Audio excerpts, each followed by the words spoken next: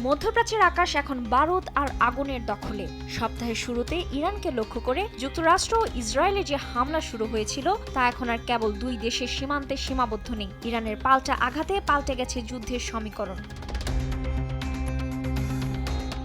মঙ্গলবার প্রথম প্রহর থেকে মধ্যপ্রাচ্যের একাধিক দেশে নতুন করে হামলার খবর আসায় প্রশ্ন উঠছে, তবে কি ইরান যুদ্ধের মোড় ঘুরিয়ে দিল? ইসরায়েলি সামরিক বাহিনীর আইডিএফ দাবি অনুযায়ী ইরান থেকে ঝাঁকে ঝাঁকে ধেয়ে আসা মিসাইল মোকাবেলা করতে হিমশিম খাচ্ছে তাদের প্রতিরক্ষা ব্যবস্থা।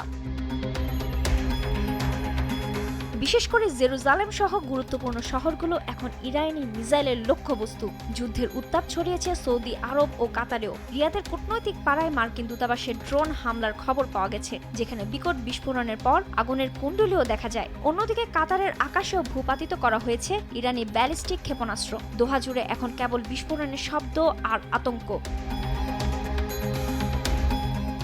ইসরায়েল একদিকে যেমন ইরানের ক্ষেপণাস্ত্র ঠেকানোর চেষ্টা করছে, অন্যদিকে লেবাননের রাজধানী বৈরুতে হিজবুল্লাহর লক্ষ্যবস্তুতে ভয়াবহ অভিযান চালাচ্ছে। ইসরায়েলের দাবি, তারা হিজবুল্লাহর অস্ত্রাগার গুঁড়িয়ে দিচ্ছে। জবাবে হিজবুল্লাহ ইসরায়েলের অভ্যন্তরে রকেট ও ড্রোন হামলা চালিয়ে একে প্রতিরক্ষামূলক পদক্ষেপ বলে দাবি করেছে।